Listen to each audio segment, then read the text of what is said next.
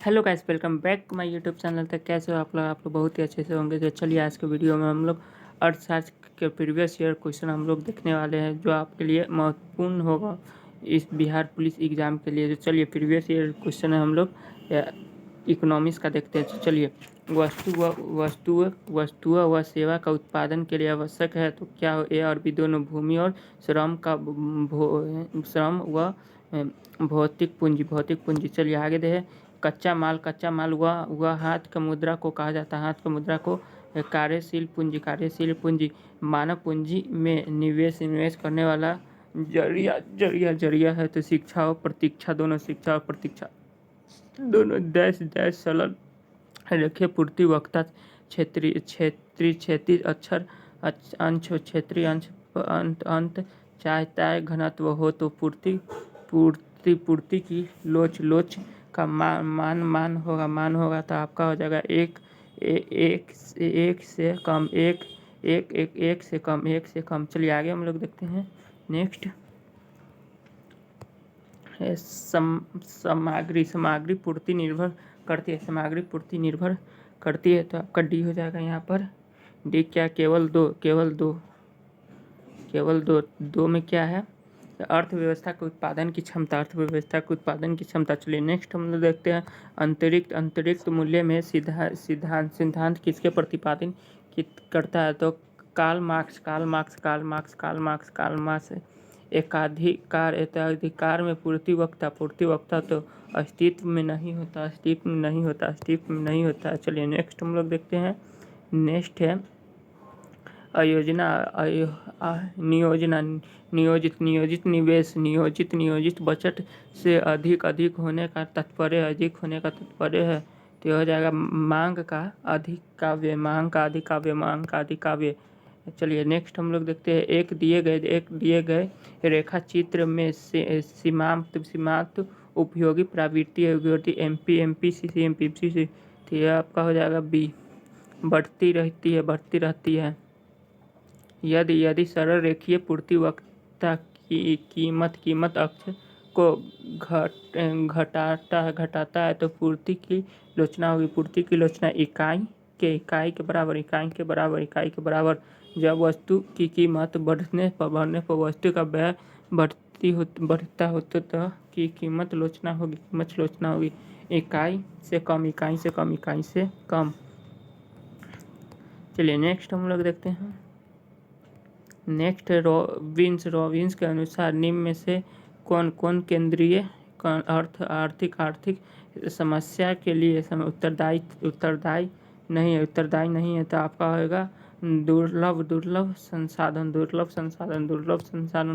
बाजार मांग वक्रता होती है तो व्यक्ति उपभोक्ता की मांग की वक्रता की क्षैतिज योग व्यक्ति को उपभोक्ता की मांग की वक्रता की क्षैतिज योग। चलिए नेक्स्ट हम लोग देखते हैं। जब औसत उत्पादन अधिकतम है तब एक कारक का संपादक उत्पादन होती है। तो यह है कि बढ़ता रहा। चलिए नेक्स्ट हम देखते हैं। मशीन टूट एक उदाहरण डैश के वस्तुएं का है। तो यह पूंजी अल्पाधिकार में होता है। तो आपका सी अल्पाधिकार में होता है। तो दो विक्रेता। चलिए नेक्स्ट हम लोग देखते हैं। अर्थशास्त्र को जिस अध्ययन के रूप में श्रेष्ठीय परिभाषा किया जाता है वह आपका होता है कि किसी प्रकार समाज और समिति के संस्थानों का प्रबंध। चलिए आगे देखते हैं। किस अर्थशास्त्र के अनुसार अर्थशास्त्र मनुष्य भौतिक कल्याण का अध्ययन है। तो यह आपका मार्शल व्यष्टि और सार का संबंध। व्यष्टि और सार ए और बी दोनों व्यक्ति आर्थिक एजेंटों में व्यवहार और संपूर्ण व्यवस्थाओं की समझ से। चलिए नेक्स्ट है उत्पादन संभवता वक्त ढाल कहलाता है। तो एमआरटी एक्स वाई। चलिए नेक्स्ट हम लोग देखते हैं। नेक्स्ट क्या है? चलिए अगला चैप्टर अर्थशास्त्र के प्रकार एवं क्षेत्र सरकार के स्वामित्व का क्षेत्र कहलाता है। तो ये आपका सार्वजनिक क्षेत्र। अरे ये क्या हो गया?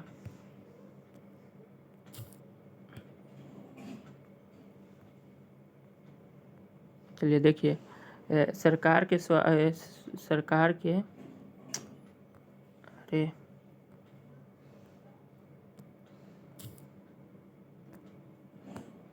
मोबाइल का थोड़ा हैंग कर गया। चलिए देखिए, अर्थव्यवस्था के प्रकार क्षेत्र सरकार के स्वामित्व के क्षेत्र कहलाता है। तो आपका क्या हो जाएगा? सार्वजनिक क्षेत्र। सार्वजनिक क्षेत्र। नेक्स्ट है श्वेत क्रांति निम्नलिखित में से किससे अधिक उत्पादन से संबंधित है? तो यह आपका हो जाएगा दूध। तृतीय क्षेत्र में सम्मिलित गतिविधि नहीं है तो पशुपालन। चलिए आगे हम लोग देखते हैं। आगे है पूंजीवाद के उत्पादित वस्तु पर किसका स्वामित्व होता है? व्यक्तिगत स्वामित्व। निम्नलिखित में से कौन सा कथन हरित क्रांति के बारे में सही नहीं है? हरित क्रांति सही नहीं है। तो आपका यह केवल चावल के उत्पादन के फसल हुआ। यह केवल चावल के उत्पादन हरित क्रांति के जनक है। हरित क्रांति के जनक है तो नार्मन बोरलॉन पिछले। चलिए नेक्स्ट हम लोग देखते हैं। हरित क्रांति का जनक है तो जॉन मार्बोलेन। पिछले कुछ सालों की अर्थव्यवस्था के कुछ क्षेत्र बिहार में सबसे तेजी से विकास दर्जा गया तो वह सेवा। चलिए नेक्स्ट देखिए। नेक्स्ट है डॉक्टर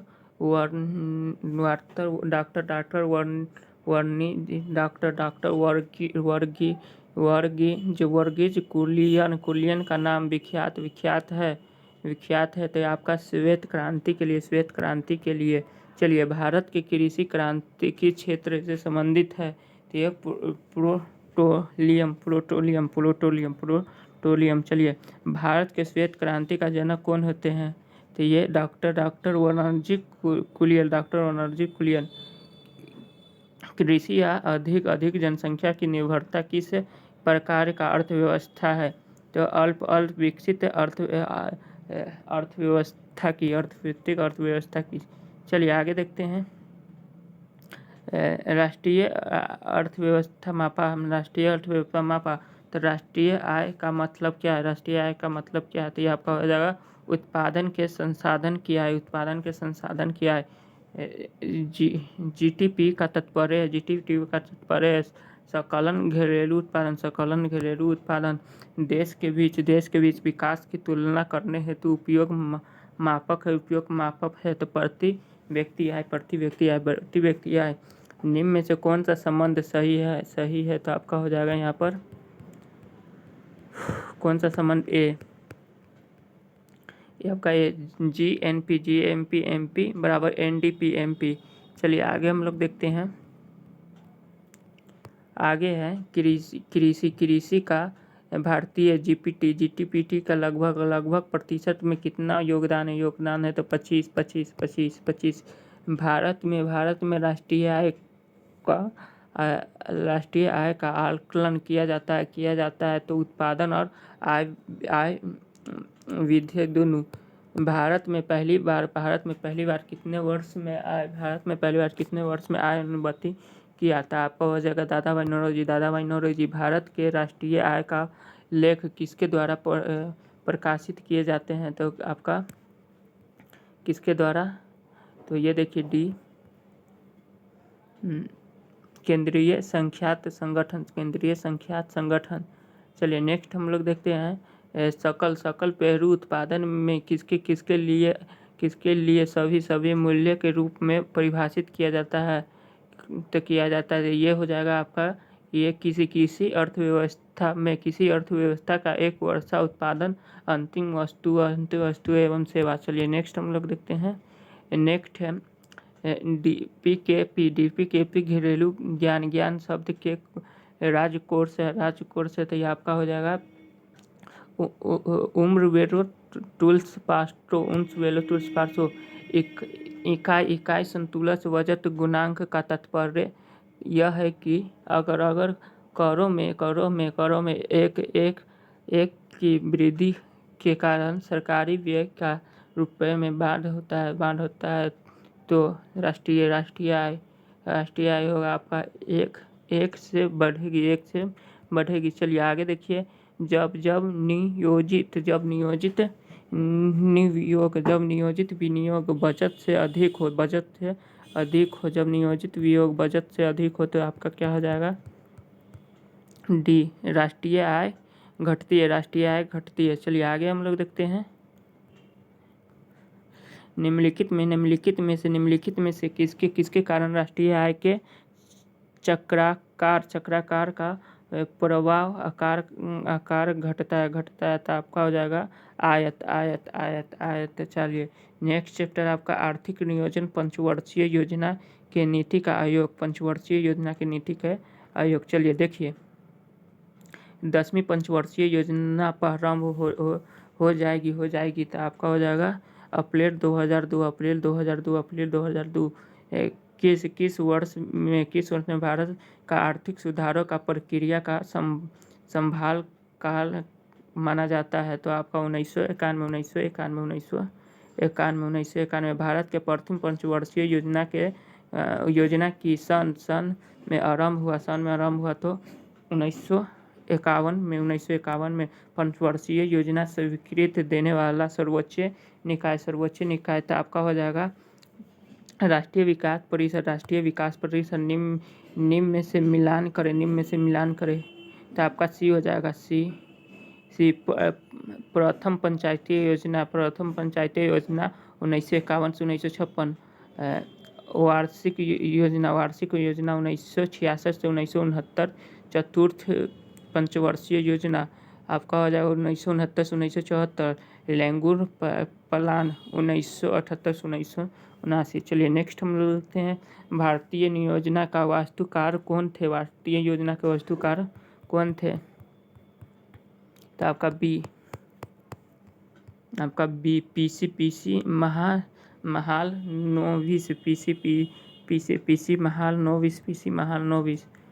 चलिए आगे हम लोग नेक्स्ट देखते हैं, किस पंचवर्षीय योजना का मुख्य उद्देश्य तीव्र अवधि समावेशी वृद्धि है तो आपका होगा 11वीं पंचवर्षीय योजना। सातवीं पंचवर्षीय योजना के अंतर्गत अपनाए गए विकास रचना थी तो आपका कृषिगत विकास उन्मुख समृद्धि। चलिए आगे हम लोग देखते हैं, किस भारतीय योजना का उद्देश्य अधिक तीव्र अधिक समावेशी और सतत वृद्धि है तो आपका होगा 12वीं पंचवर्षीय योजना। चलिए नेक्स्ट हम लोग देखते हैं, निम्नलिखित में से कौन सी संस्था पंचवर्षीय योजना के क्रियान्वयन के लिए जिम्मेदार है तो योजना आयोग।